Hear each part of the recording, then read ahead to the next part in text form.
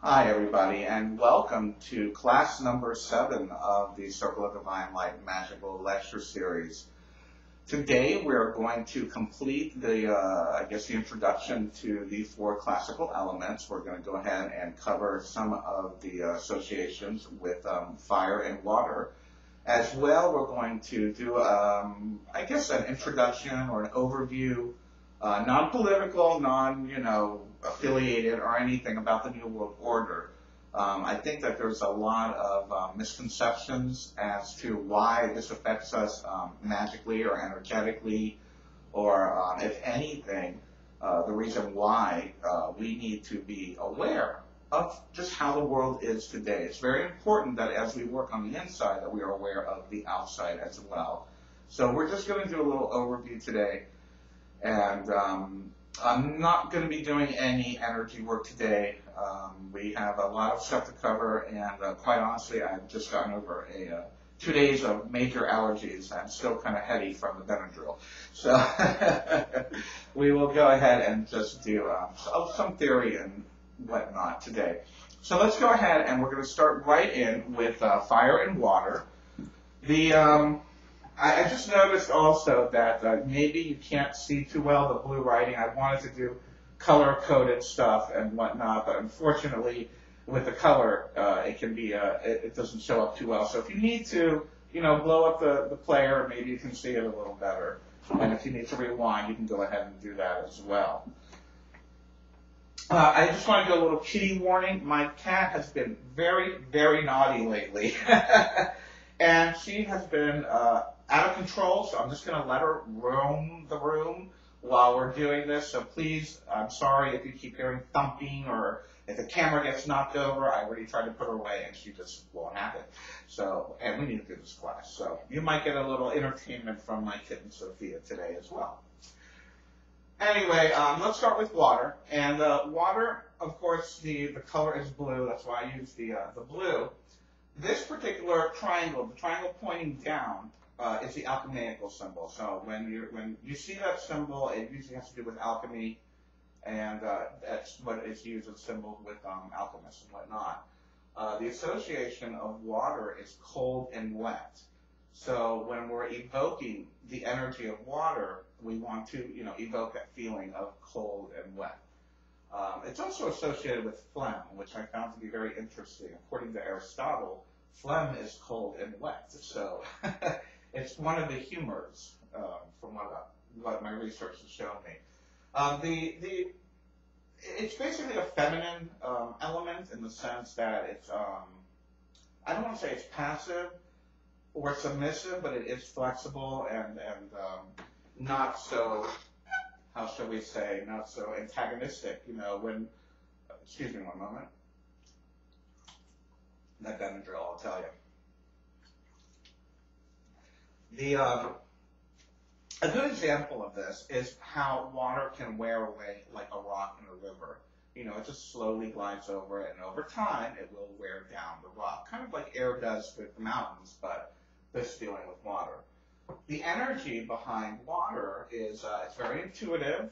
It has the female principle of passion. Now we're going to go to the male principle of passion, but it's the female principle of passion, which can be a little bit more submissive, more beguiling, enchanting, that kind of passion. It is associated with inspiration as well, and emotion. And that's usually what I find that I associate water with when I'm working with the water element. I'm usually using it in the sense of emotion and doing emotional work or emotional healing or something to that effect. In the tarot and on the magical altar, if you happen to have one and you use the tools that are associated with it, but most specifically for the tarot, because we're going to be going into that in the next semester, is the cups. And the cups, again, are a container. It's feminine that hold water, so it's a great way to remember that symbology behind that. It is associated with the Archangel Gabriel. And, of course, we said the color is blue. In the Celtic and magical traditions of Northern Europe, the cardinal point associated with it is the west.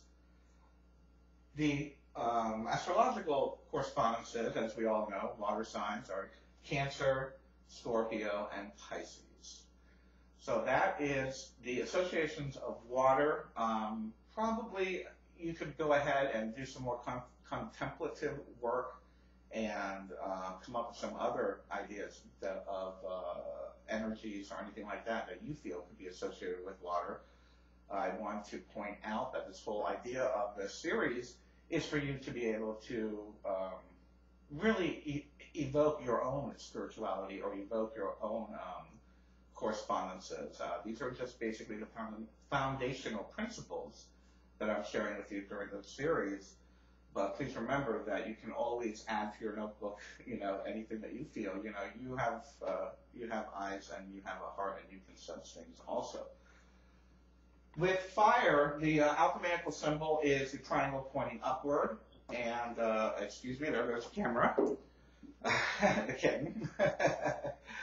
It's the triangle pointing upward, and it is associated with the sense, if you were going to evoke, would be hot and dry. You can think like a desert. It's very fiery. It's very hot. It's very dry. It's a masculine principle, and the reason for this, for me, is it almost has like a catalytic energy to it. It's more assertive. It's very aggressive. That fire is aggressive. It will swallow everything up in its way. It is associated with the male principle of passion. Now, the male principle of passion, of course, is for lack of a better term, I don't want to say predator. That's a bad word these days. But, the guy that's out, looking for something. It is a more assertive. It's very obvious in its role as in the passionate world. Excuse me. And it is also associated with transformation. Now, the best way to look at it in the sense of transformational energy is kind of like the phoenix. As well, another great way of seeing it in the transformational form would be how a wildfire or a brush fire will burn out all the old and then make room for the new seedlings and the shoots that come through because the old brush is gone. So it is very transformative. And it also has to deal with action and activity. So if you're talking about like physical activity or motivation, it's a great way. That old saying, light a fire under them, it's very motivational, isn't it? The tool and the symbol associated with it in the tarot is the wands. In the magical world, if you were to use the tools, it would be like the fire wand of the Golden Dawn is a good example. The archangel associated is Michael or Michael. Everyone usually calls him Michael. And the color is red, of course, and the cardinal point is to the south, where usually it is warmer, depending on where you live, how far south you live. The correspondences astrologically are Leo, Aries, and Sag. I always forget Sag. Leo and Aries, and those are the fire signs associated, the signs associated with the fire element. Again, there are many things that have fire qualities to them, and I would openly suggest that you begin to, contemplate that and write them down as you see fit, what works for you. This is all about you creating your own system of work and understanding and exercise and all that kind of stuff. Anyway, so that's that. What we're going to be talking about now is, and I'll leave that up there so you can go ahead and zoom in on it if you need to write down any particular correspondences that maybe you need to look at again.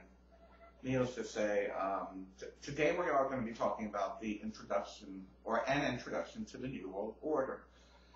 And I wasn't really planning on doing too much discussion on that. I didn't want this to become a course in conspiracies or anything like that. The magical New Age light worker thing already has an association of we are looked at a little cockeyed, So I will say though that it is important to understand what is going on in the world. We can work on ourselves wonderfully, but if we allow the world around us to crumble, what good is it, really, quite honestly? And I know that most of us are drawn to this already naturally and intuitively. Many of us become light workers or realize as indigos and rainbows and crystals that there is something inherently wrong with our planet, that there's something inherently wrong with the system. A lot of us feel very disconnected from the mainstream social norms and kind of maybe don't understand why. And I think it's because, I feel and I know for me that it is because of the system that is already in place here, that was in place here when we incarnated on this particular planet. And it is my personal belief and my personal mythology that we have come here at this time in order to maybe create a balance again between what's so wrong and what's so right. And of course, wrong and right are very relative terms. What's wrong for one might not be wrong for the other. But it's pretty obvious when you're dealing with a system that is self-perpetuating destruction of the planet, destruction of society, destruction of tradition, destruction of independence, individuality, personal freedom, personal sovereignty. It's pretty obvious those aren't things that 99.9% of the population would want as an experience in this particular realm while we're here. So what I'm going to start by doing is I want to talk a little bit about, I don't know if you want to call it sociology or anthropology, but let's talk about the fact that when we are learning, when we are in our developmental years as young children, we already know how to feel, we already know what's hot, we already know what's cold, and then we are instructed on how to communicate.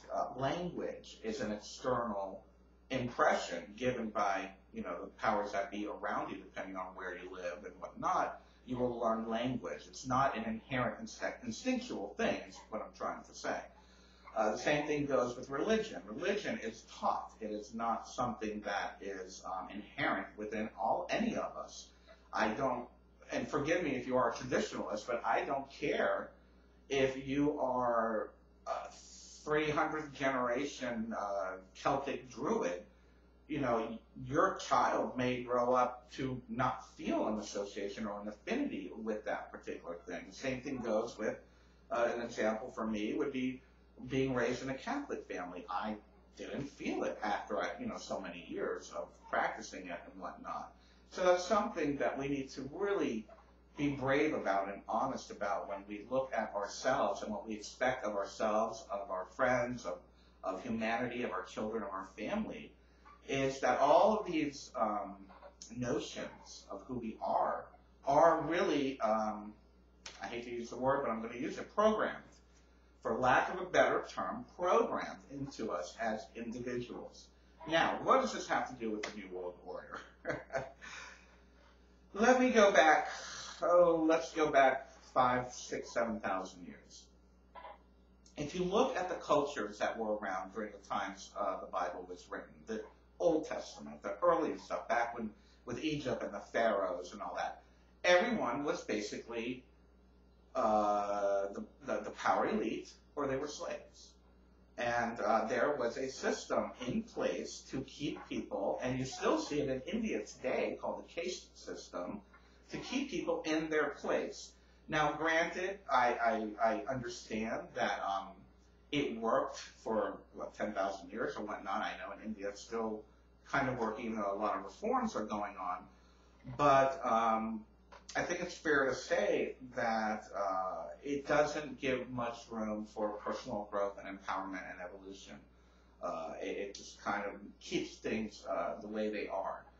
And what has happened over time is that the powers that be have always remained the powers that be. If you follow the bloodlines from Egypt in through Europe and into the East and then finally into North America, it has always been the power elite that are the conquerors, that are the ones who found the countries and make up the rules and the laws and whatnot. Okay, excuse me. That was the cat. anyway, the powers that be have always basically been in control. And if you want to do more research on this, by all means, just Google bloodlines of the elites or anything like that, and you'll see it for yourself. That it has really been maintained in a certain way for several millennia now. And always these people end up being in power. How does this affect us? Well, when the people are in power, when the power elites, who are the ones who pay all the bills, so to speak, we're talking about the ones who fund the wars, and then the ones who fund the development of the country after the wars, and fund the infrastructure and whatnot, the banks, the banksters, in modern times we're looking at the IMF, the International Monetary Fund, the World Bank, and of course in the United States the Federal Reserve, which is also a private entity. These are all private entities. They are not publicly run or governed. They are governed by a private board or commissioners or whatever you want to call them. Now, in order for a society to prosper, you have to have food, education, water, infrastructure, medicine, all of these things. Now, in order to get the funding for these things, they have to meet certain guidelines that are given to them by the powers that be. For example, look at the state of the educational system. We're not teaching children how to think anymore. We're teaching them how to mimic what is being said and not to think for themselves. Another example is in the medical field. We're being poisoned left and right. All the medicines now have more side effects than they do positive benefits.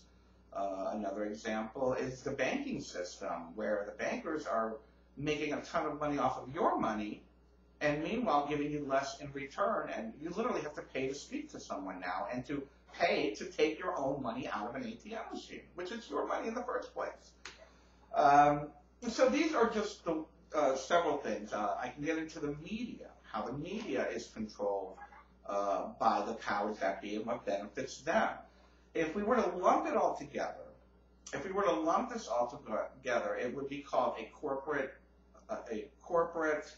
ruling class. And this corporate ruling class is all over the world.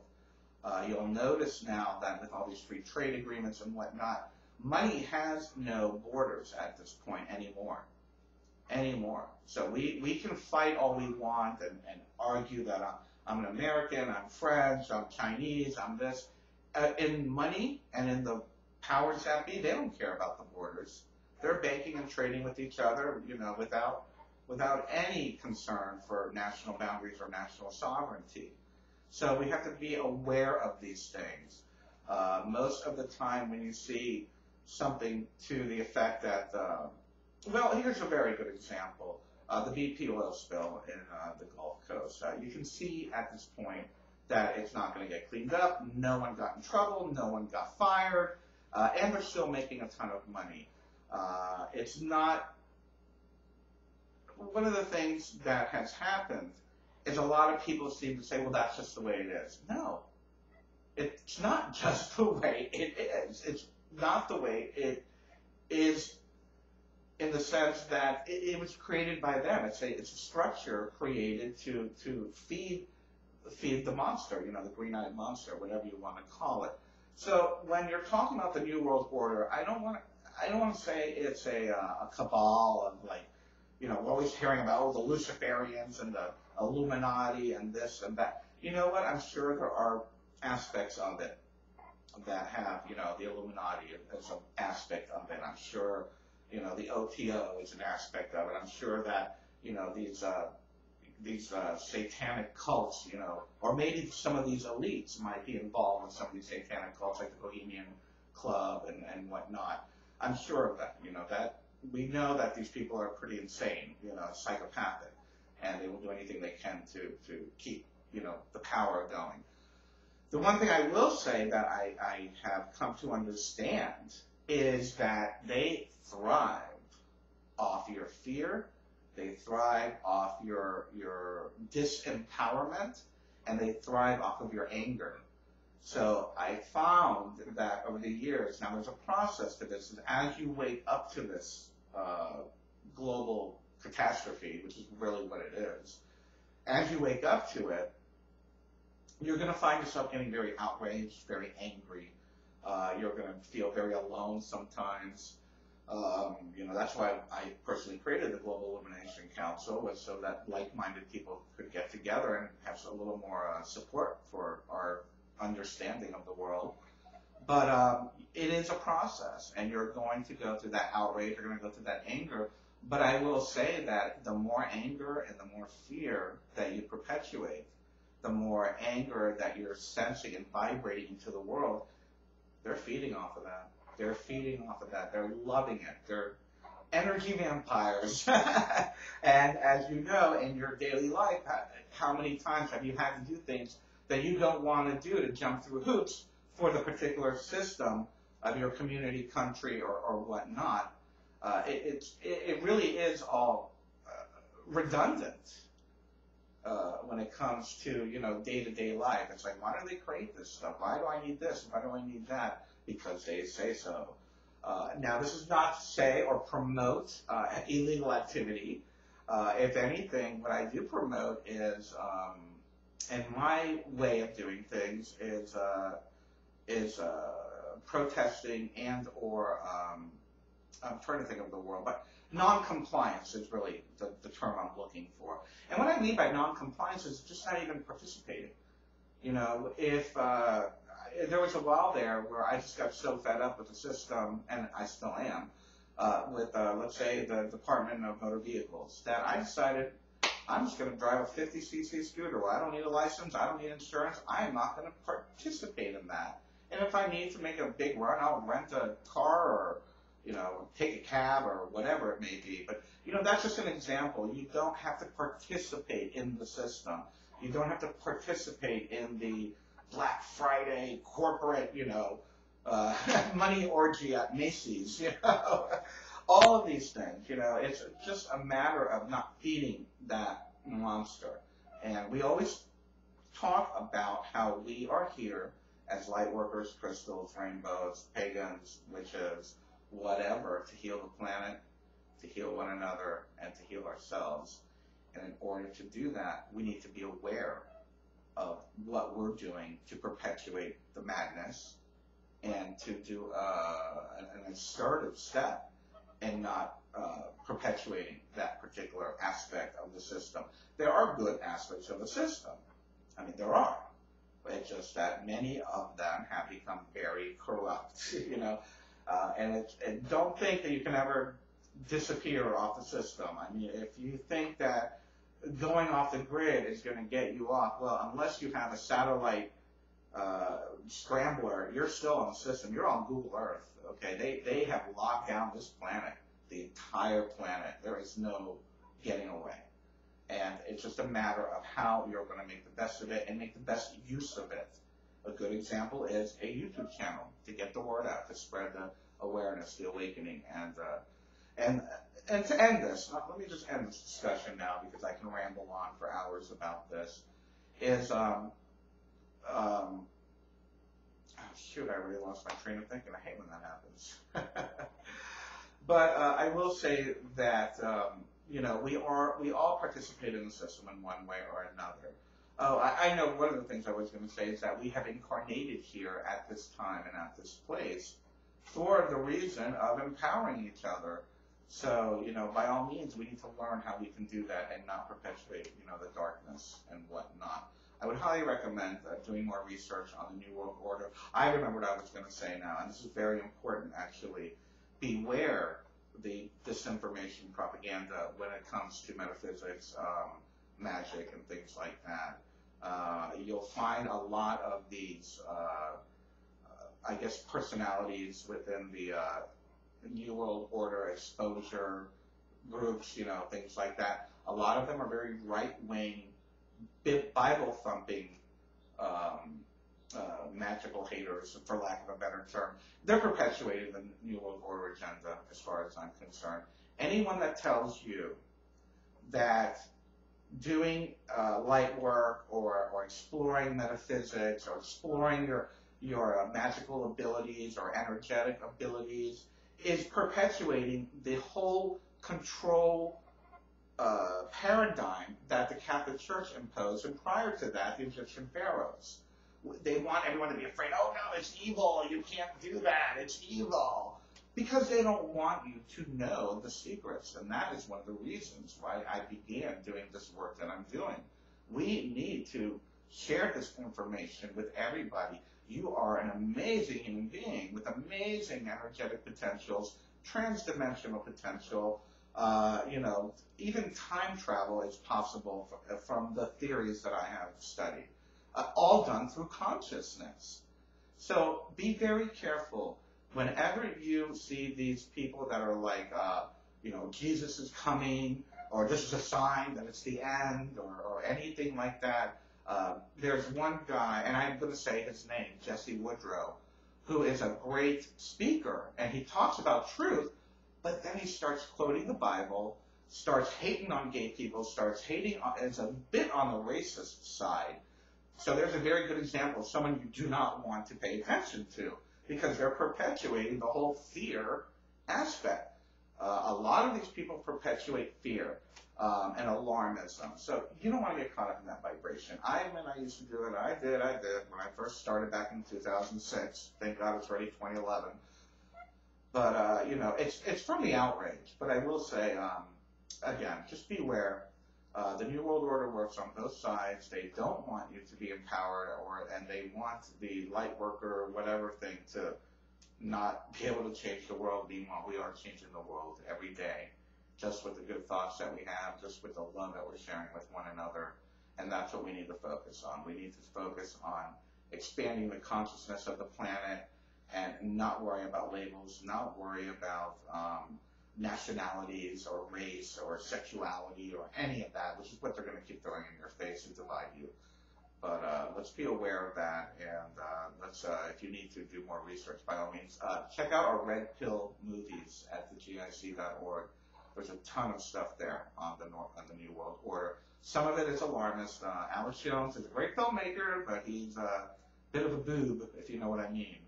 So he's got some good stuff there, some very good information, and I would highly recommend any of those films. It's very, very good. Anyway, so next week, check this out, guys. There's no homework today. Next week, we're going to be doing our quote-unquote final. And what we're going to be doing is we're going to, if you've noticed the way that the classes have been working, I've been building up little aspects of everything from the focusing to the grounding to the connecting with the divine to the 4 elements to cashing the circle. Well, next week, we're going to do it all. We're going to put it all together. And you are going to be able to, what's the word I'm looking for? Center yourself, ground yourself, put yourself in an etheric bubble. In order for us to continue with all the other work that we're going to go into. So this will be, next week will be your quote-unquote final exam.